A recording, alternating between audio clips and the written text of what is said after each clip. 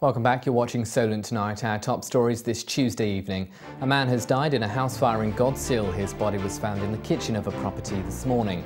And a pod of 30 dolphins have been spotted just 4 miles off St Catherine's Point. Scientists say it's very rare to see them here in such large numbers. A primary school in Sandown is hoping to sing its way to success over the next few days as it competes in a national competition. St John's Primary is up against hundreds of other schools across the UK, all hoping to win the chance to perform on the BBC's Any Dream Will Do programme. Michael Coombs caught up with them a little earlier. Welcome to St John's Primary School. Quiet, isn't it? But have a closer listen.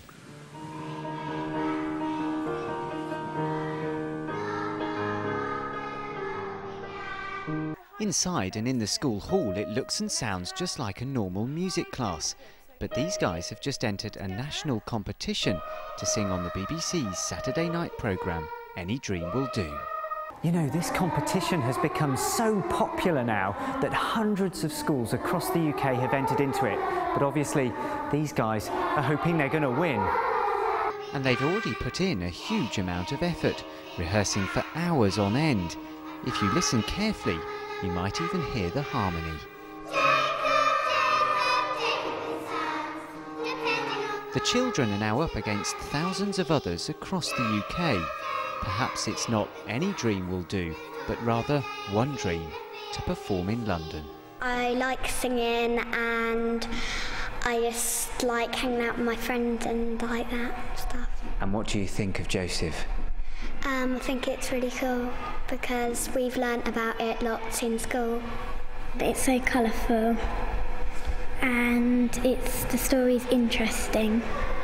Well, it's been like we had to, once the people that are on the harmony had to sing that on their own, and then we had to sing it when they were singing, and it was a bit hard when they were singing because we kept on catching on them and they kept on catching on our words.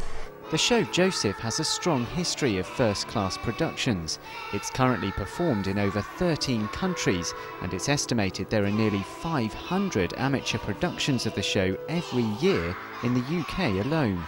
The children here also showed a huge interest. We've got some really good singers at our school, so I decided to teach the song to the whole school in assembly.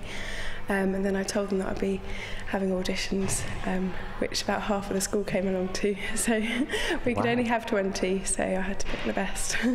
And how has it been, the rehearsals and everything? It's been really great fun. It was quite intense. We only practiced for just over a week, sort of every day. So it was quite hard work for the children, but they've loved it and they've been great to work with. It's certainly a catchy tune.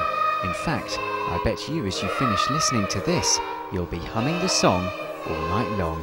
Michael Coombs for Solent Tonight in Sandown. And if you want to vote for the school, you can go to our website, solent.tv, where there's a link to where you can vote for the choir, and the best of luck to them.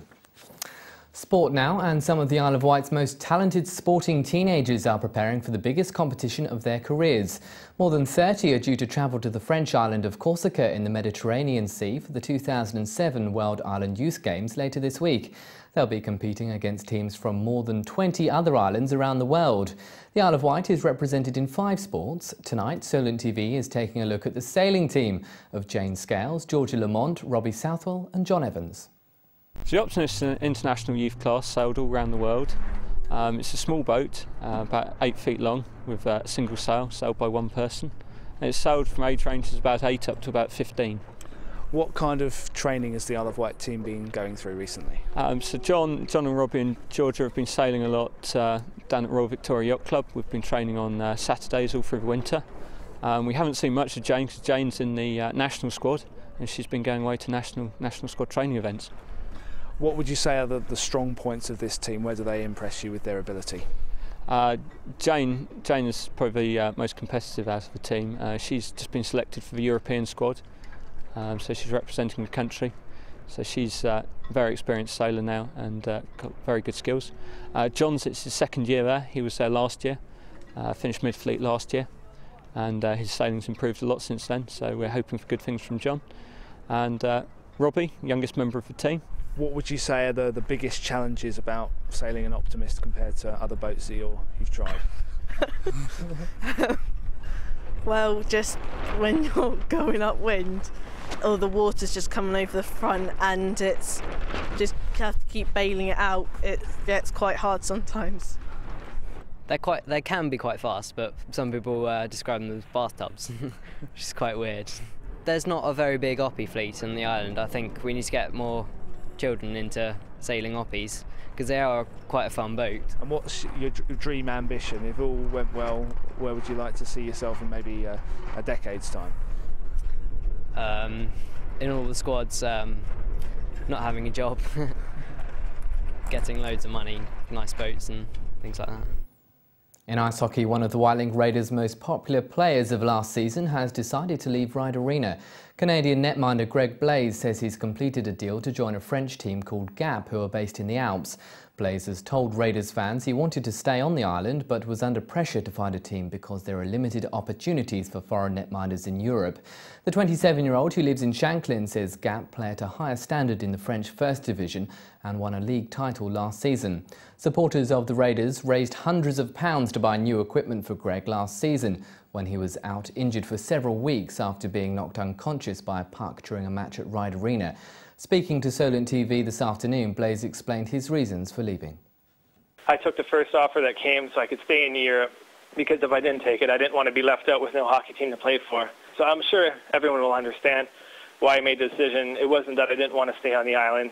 It was just that I had to take an opportunity that came to me, because being an import is quite hard, and I didn't want to sit out a year without a job to play for or a team to play for. One day I would like to come back and play in the EPL, hopefully. I like the UK, and I wanted to thank all the fans for helping me out. When I got injured, how they all put money together and got me a new chest protector, I thought that was amazing. I'm sure I'll never get that again. And the fans here were just the best fans I ever had.